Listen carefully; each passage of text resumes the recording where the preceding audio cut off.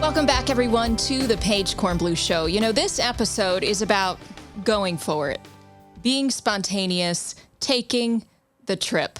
But it's also about creating unforgettable memories with your children or your girlfriends or your partner or your spouse, if you have one, or creating unforgettable memories on your own.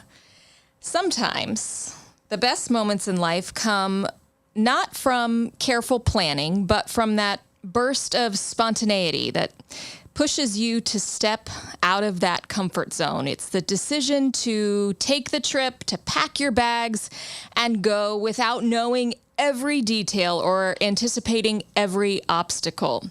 It's the thrill of uncertainty, the freedom in not having every step mapped out.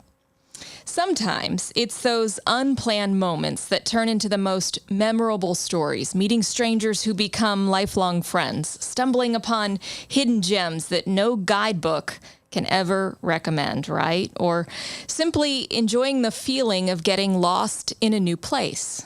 I love doing that.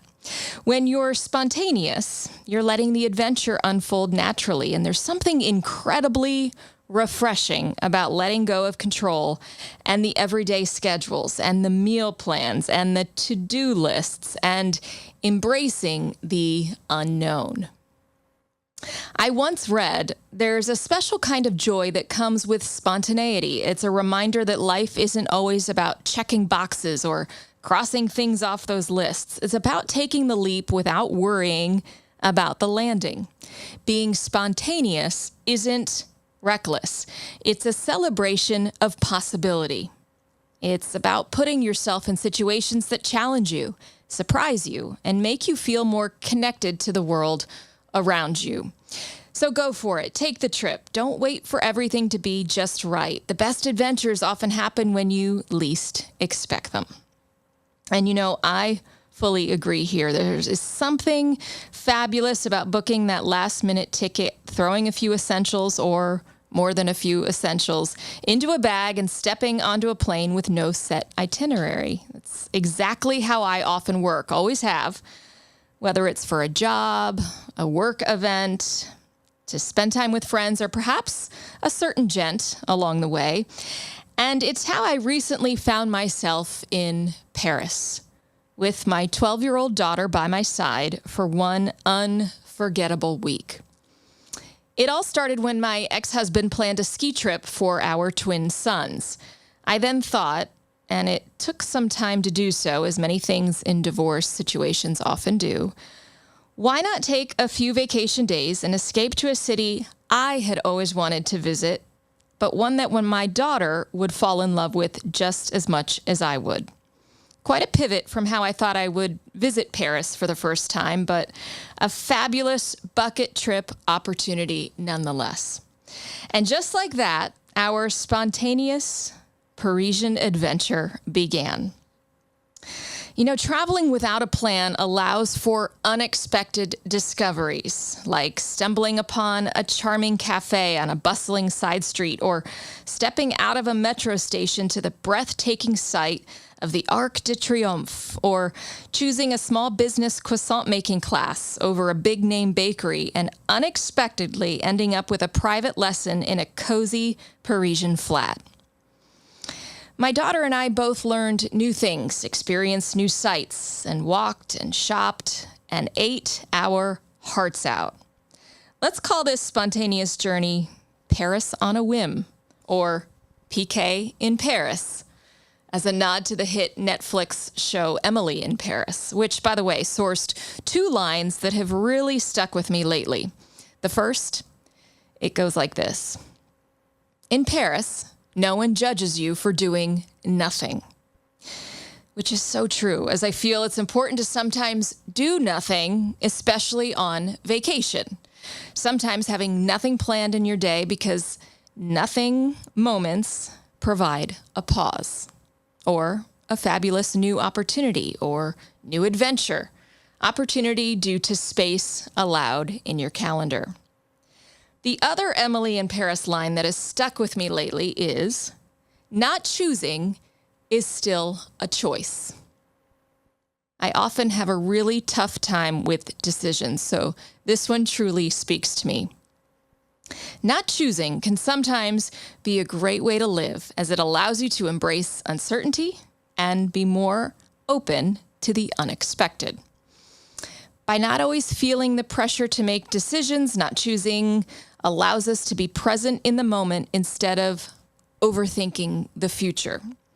And as I put some thought into this, not choosing can sometimes lead to greater clarity. Things evolve naturally.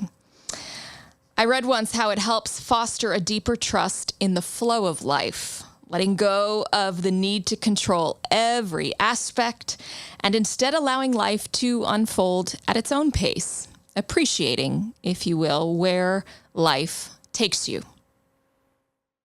I do realize that in the absence of a decision, you're allowing circumstances, you're allowing fate, you're allowing others to decide for you sometimes, which carries its own consequences, letting time slip by, giving others control, and allowing things to unfold without your direction. However, there are two resources I wanted to quickly share here. One from Eckhart Tolle in his influential book, The Power of Now. He discusses how attachment to decision-making and the need to control outcomes often causes inner conflict. He says that when you let go of the compulsion to always choose and instead surrender to the flow of life, you often find yourself in a more peaceful and aligned state.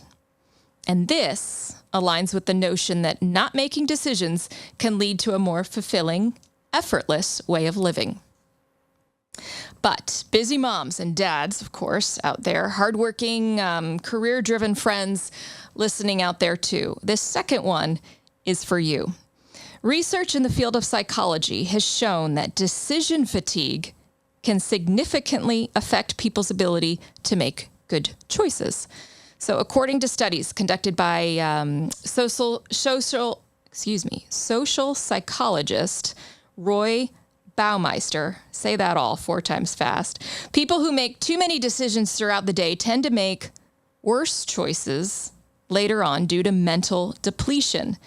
So many of us these days, right? Mental depletion, supporting the idea that not making a choice or choosing not to decide right away can be a useful strategy for avoiding burnout and maintaining mental clarity. So there you have it. Book the trip, but consider not choosing every aspect of the journey until you get there or until you're ready.